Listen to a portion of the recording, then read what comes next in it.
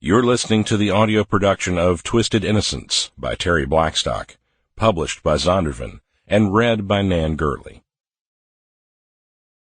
Chapter 1. Holly Kramer pulled to the curb of the condemned apartment building, her yellow taxi grinding gears and threatening to die. Though the sun hung bright overhead, the street was colorless, oppressive, with moldy, rotting houses and garbage festering in yards. Men loitered on the road up ahead in front of another boarded house. She shouldn't have accepted this fare, but the customer had called her cell phone personally instead of going through the agency. She must be a repeat customer. Holly tapped her horn and looked out her passenger window. The house showed no sign of life, but it wasn't the wrong place. The girl had clearly said it was the greenhouse on the corner of Burke and Darby. Holly checked her phone for the caller's number and called her back. It went straight to voicemail. Holly sighed. Maybe this was a prank, some kid trying to yank her chain just to see if she'd come. She had done that enough herself as a kid.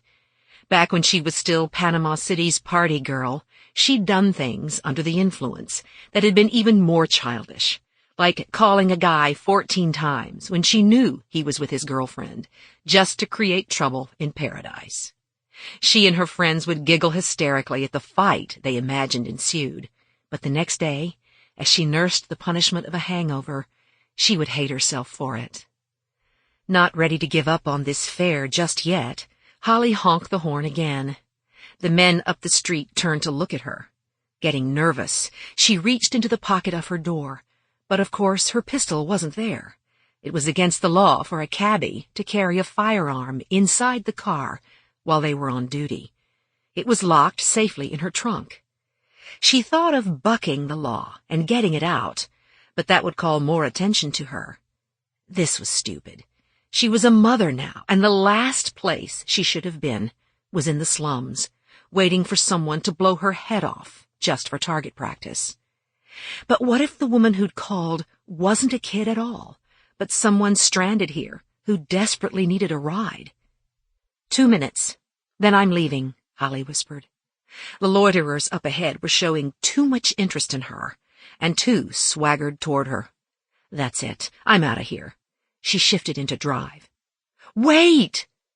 Holly pressed a foot on the brake and looked back, saw a man and woman coming out from behind the abandoned house. They were both skin and bones, and as they hurried closer, she noted their rotting teeth and the sores on their faces. Meth addicts, no doubt. She hoped they had cash. I almost left you, she said as the wispy girl slid into the back. We came when we heard you. The girl had an irritating, smoke-scarred voice. The guy opened the front door and thunked into her passenger seat. I'd rather you sat in back, Holly said, moving her money bag and purse to the center console. I like it up here, the man said. Stevie has a phobia, the girl added, as though that explained it. Holly decided it wasn't worth fighting. Body odor filled the cab, along with the acrid smell of their habits. Breathing through her mouth, Holly set her meter. Where to? How much to take us downtown? Stevie asked, as Holly pulled away from the curb, past the dealers. Where downtown? Just anywhere. Holly sighed. She hated non-specific destinations. Probably about $10, give or take. Depends on traffic and whether I have to take detours and where I drop you off. Okay, whatever. Just get us out of here. That didn't sound promising. The man jittered as she turned off the street. Have I driven you before?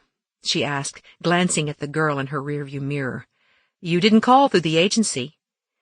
Yeah, you drove me once. A few months ago, you picked me up when my boyfriend ditched me. I still had your card in my purse. Not too many chicks driving cabs. Yes, she recognized the girl who had run out in front of her cab when Holly was following a subject.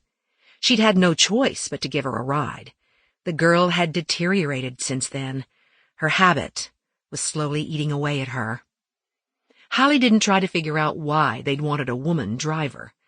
Tweakers were always paranoid, so maybe they considered a woman to be safe. Sample complete. Ready to continue?